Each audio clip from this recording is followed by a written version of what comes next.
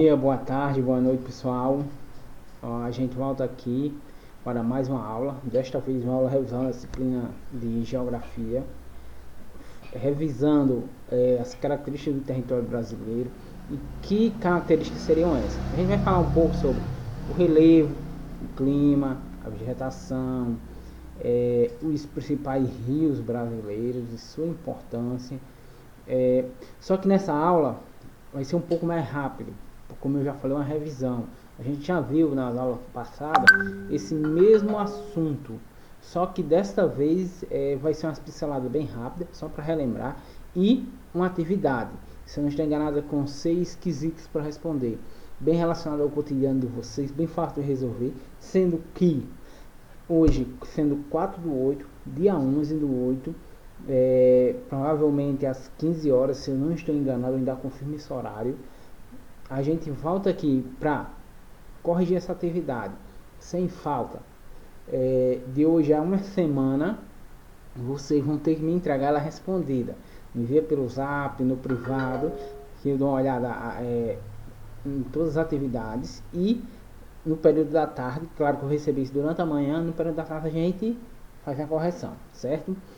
Então, eu quero prosseguir na realidade nessa aula, para a gente não perder tanto tempo. E a gente vem falando as principais unidades de relevo. Venha ver que as principais unidades de relevo brasileiras vão ser compostas por planalto, planícies e depressões. Cada uma com sua característica, vamos dizer assim, bem peculiar, bem diferente. Por exemplo, as planícies, a gente vai ver que são terrenos relativamente planos, formados pela deposição de sedimentos de origem fluvial, marinha ou lacustres.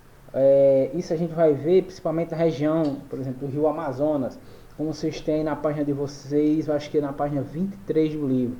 Ou seja, são regiões planas que foram se formando pela deposição, pelo carregamento de sedimentos trazidos principalmente por rios. Já os planaltos, a gente vai ver que são regiões onde os terrenos são com uma altitude relativamente variáveis, nos quais a gente vai encontrar serras, chapadas, morros, colinas. Por exemplo, a cidade de vocês hoje, se a gente for ver, ela está situada na região de Planalto, na região de serra. A gente também vai ter como outra a depressão. Basicamente a depressão a gente vai encontrar em um local onde a gente vai encontrar um planalto. São aquelas regiões mais baixas das serras, próximas às serras. Como a gente vai ver, por exemplo, as cidades que ficam circunvizinhas a Porto Alegre, a cidade de vocês, a gente vai ver que a gente vai ter, por exemplo, Viçosa, Francisco Dantas, Paus Ferro, a gente vai ter Porto Alegre lá em cima do Planalto e o restante das cidades embaixo, num vale. Justamente essa região mais baixa com relação ao Planalto, com relação às serras, no caso, falando bem popular, vai ser chamadas de as depressões. Como a gente já viu em outro slide, eu mandei até as fotos para tentar ilustrar, como eu disse, hoje é só uma revisão, por isso que vai ser um pouco mais rápido. Então, só recapitulando, para a gente não perder o fio da meada. O Planalto, a gente vai ter basicamente regiões de serras, de morros, de colina, e a depressão ela vai ser ligada ao Planalto, porque ela vai ser aquela região lá embaixo, embaixo, no, a gente conhece popularmente pelo pé da serra, aquela região bem baixa, bem plana, próximo às serras, aos morros, às colinas. E os principais rios brasileiros. Se vocês quiserem acompanhar pelo livro, isso vai estar situado na página 24. A gente vai ter os principais rios, como o Rio São Francisco, o Rio Amazonas, o Rio Paraná e o Rio Paraguai. Cada um com sua importância, sua característica. Por exemplo, o Rio São Francisco é conhecido como o Rio da Integração Nacional. Ele é usado para geração de energia, para transporte. É um rio que hoje ele é usado, ficou bem conhecido pela questão da chamada transposição do Rio São Francisco, que vem trazendo águas para a região Nordeste. Alguns estados nordestinos hoje já contam com as águas desses rios. A gente vai ter o Rio Amazonas, que é a maior bacia hidrográfica do planeta.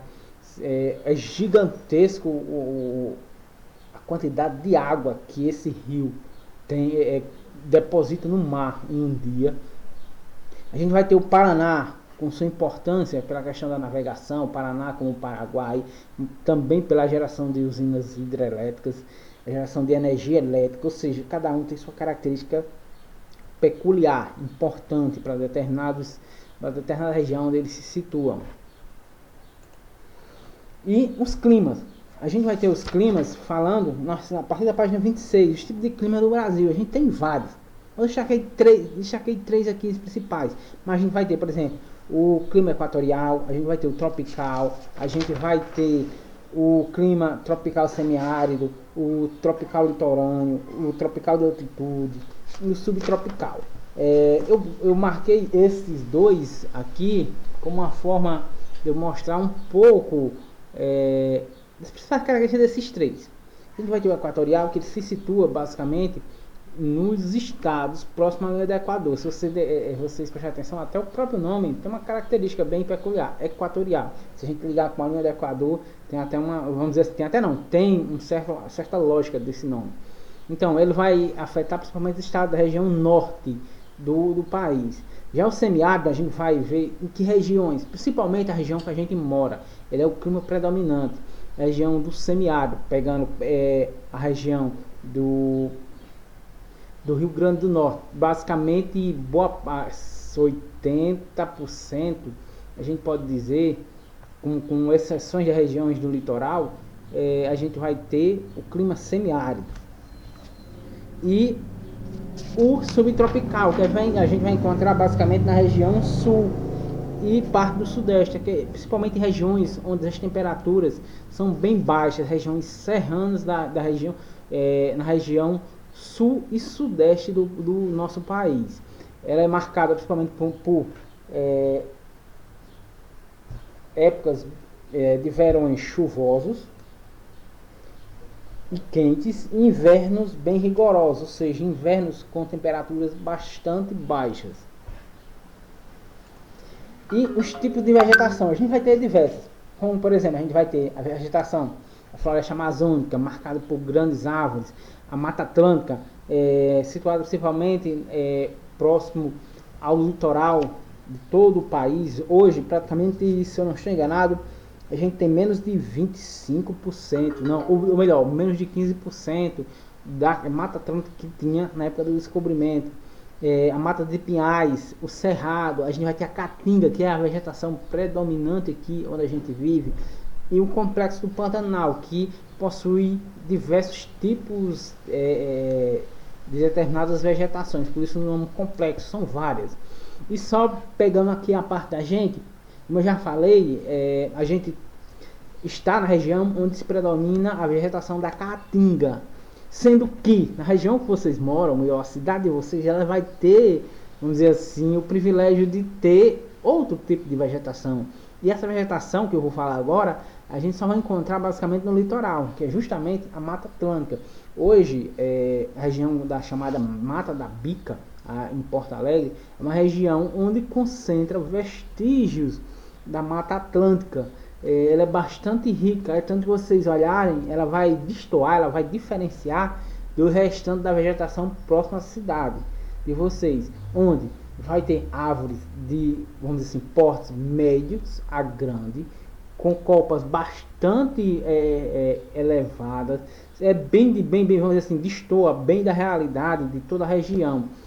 Esse tipo de vegetação a gente vai encontrar basicamente em duas regiões, ou na região serrana, ou então na região de litoral. Essa mata, ela tem suas características bem peculiar, principalmente por aparecer só nessas duas regiões. E ela foi basicamente destruída, quase que praticamente, como eu já falei, ao longo dos anos, desde o descobrimento até os dias de hoje, principalmente pelo valor da madeira que compõe esse tipo de vegetação. E por fim, a atividade. Como eu falei, ia ser uma aula bem rápida, para a gente dar uma revisada.